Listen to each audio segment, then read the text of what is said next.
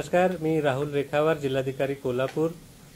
2024 या वर्षामध्ये होणाऱ्या निवडणुकांसाठी म्हणजेच लोकसभा आणि विधानसभेच्या निवडणुकांसाठी जी मतदार यादी बनवण्याची प्रक्रिया भारत निवडणूक आयोगामार्फत चालू होती, त्या प्रक्रियेप्रमाणे दिनांक आज 23 जानेवारी रोजी सुधारित मतदान यादीचे प्रकाशन करण्यात आलेले आहे।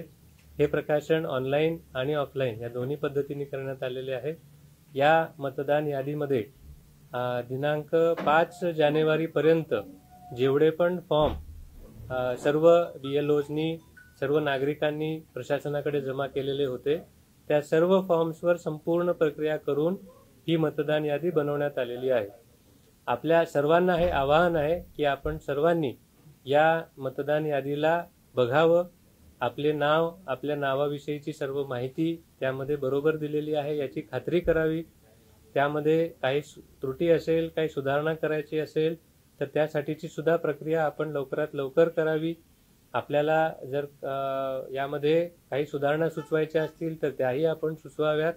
आणि ज्या ज्या नागरिकांची नावं अद्याप मतदार यादीमध्ये आलेली नाहीयेत त्या सर्व नागरिकांना सुद्धा माझं हे आवाहन आहे की आपण सर्वांनी सुद्धा आपापले फॉर्म्स भरून लवकरात लवकर तहसीलदार ऑफिसमध्ये किंवा आपल्या भागातील BLO यांना आणून द्यावेत, जेणेकरून आपली नावं मतदान यादीमध्ये निवडणुकीपूर्वी आपल्याला समाविष्ट करून घेता येतील आणि आपल्या सर्वांना मतदानाचा हा महत्त्वाचा हक्क बजावता येईल। आपल्या सर्व नातेवाईकांना, आपल्या घरातील सर्व कुटुंबियांना, सर्व मित्रमैत्रिणींना याची माहिती आपण द्यावी आणि सर्वांना लोकशाहीच्या या सर्वात महत्त्वाच्या प्रक्रियेमध्ये सहभागी होण्यासाठी प्रेरित करावं। हे सर्व करत असतानाच आपली ही निवडणुकीची प्रक्रिया पूर्णपणे निपक्षपातीपणे सर्वांना समान संधी देणारी आणि शांततेत व्हावी याचीच अपेक्षा सर्वांची असते।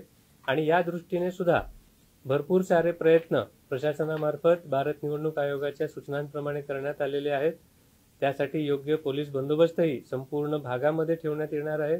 संपूर्ण मतदान यादी, मतदार केंद्रांची यादी, सर्व अधिकाऱ्यांची यादी, अशा सर्व आवश्यक ती माहिती सर्व राजकीय पक्षांपर्यंत पोहोचवण्यात आलेली आहे। त्यांच्या वेळोवेळी आवश्यक त्या बैठका घेऊन त्यांना या सर्व प्रक्रियेची माहिती, त्यांचं शंका निरसन सुद्धा करण्यात आलेलं आहे। आणि जिल्हा प्रशासनाकडे आजपर्यंत या निवडणुकीच्या प्रोसेस संदर्भात जेवढ्या पण तक्रारी प्राप्त झालेल्या आहेत त्या सर्व तक्रारींचं सुद्धा निराकरण जे जिल्हा प्रशासनाच्या स्तरावरून होणं अपेक्षित आहे ते आम्ही केलेलं आहे।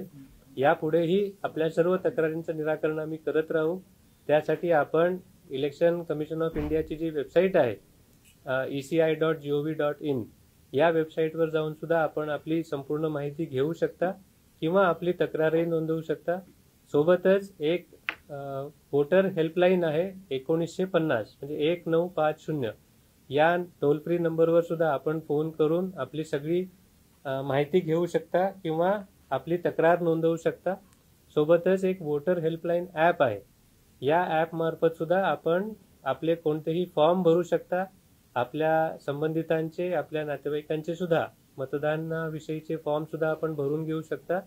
आणि आपली जर कोणती तक्रार असेल किंवा आपल्याला काही सुचवायचं असेल तर तो फीडबॅक सुद्धा आपण या वोटर हेल्पलाईन ॲपच्या मार्फत देऊ शकता।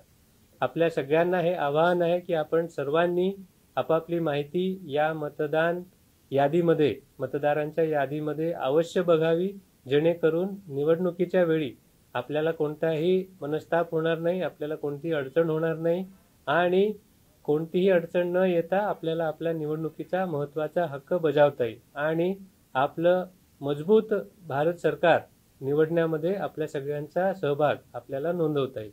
धन्यवाद।